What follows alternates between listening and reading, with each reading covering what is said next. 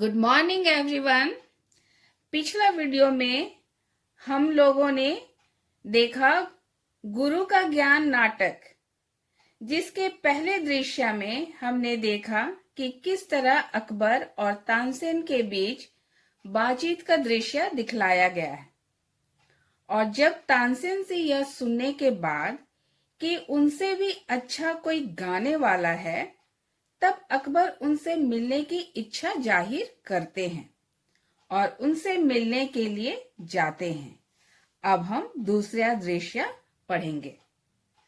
दूसरा दृश्य में दिखलाया गया है कि संत हरिदास की कुटिया है, जिसमें संत आसन पर बैठे हुए हैं और एक और तानसेन तानपुरे के साथ बैठा हुआ है।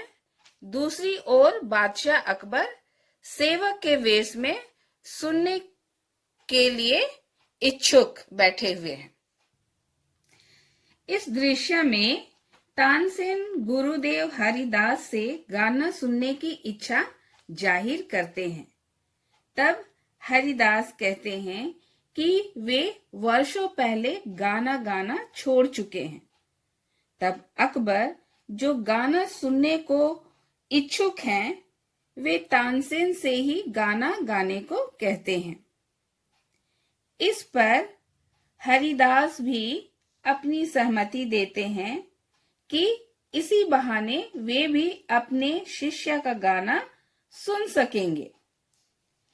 तानसेन अपने गुरु की आज्ञा मानकर गाना गाने की कोशिश करते हैं और गलत राग आलापते हैं, यानी कि गलत गाने की कोशिश करते हैं। तानपुरे पर स्वर देने की कोशिश करते हैं। तब हरिदास कहते हैं कि तानसेन, तुम्हारा स्वर सही नहीं लग रहा है। तुम सही स्वर लगाना कैसे भूल सकते हो? रुको, मैं तुम्हें याद दिलाता हूं। इसी बीच मंच पर दिखाया जाता है कि तानसेन उठकर तानपुरा संत गुरु हरिदास को थमाते हैं और पर्दे के पीछे से मधुर गाने की आवाज सुनाई देती है। संत हरिदास का तानपुरे पर हाथ चलाना दिखलाया जाता है। इसी बीच गाना खत्म होता है।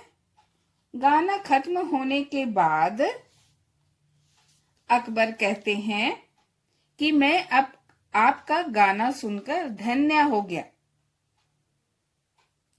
इसी बीच दिखलाया जाता है कि संत हरिदास के से तानपुरा लेते हुए तानसेन जाते हैं। हरिदास तानसेन से कहते हैं, पुत्र, तुम्हारी इच्छा पूरी हो गई ना?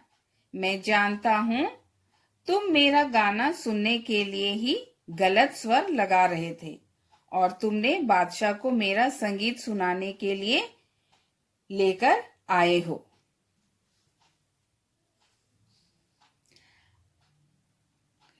अकबर तुरंत इस गलती के लिए माफी मांगते हैं और कहते हैं कि यह मेरी जिद थी कि मैं कैसे भी आपका गाना सुनना चाहता था, पर आपको कैसे पता चला कि मैं बादशाह हूँ? गुरु हरिदास कहते हैं, भले ही तुम्हारी वेशभूषा यानी कि पहनावा सेवकों वाली है, पर हाव भाव तो स्वामियों वाला है।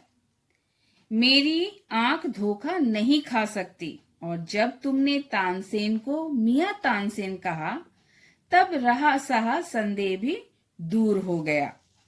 इसी बीच मंच पर दिखलाया जाता है कि इतना कहकर हरिदास कुटिया से बाहर जाने के लिए होते हैं और अकबर और तानसेन झुककर उनसे माफी मांगते हैं और वे भी कुटिया से बाहर आ जाते हैं। अकबर तानसेन से सवाल करते हैं कि तुम संत हरिदास जी की तरह मधुर क्यों नहीं गा सकते? तब तानसेन समझाते हुए कहते हैं कि गुरुजी निस्वार्थ यानी कि बिना स्वार्थ भाव से गाना गाते हैं और मैं स्वार्थवश यानी कि अपने लिए गाना गाता हूँ। वे मन की खुशी के लिए गाते हैं और मैं आजीविका यानी कि रोजी रोटी कमाने के लिए गाता हूँ।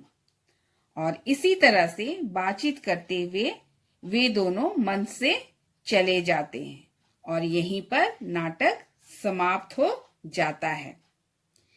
इस नाटक के द्वारा हमें यह संदेश दिया गया है कि कोई भी काम बड़ा या छोटा नहीं होता है।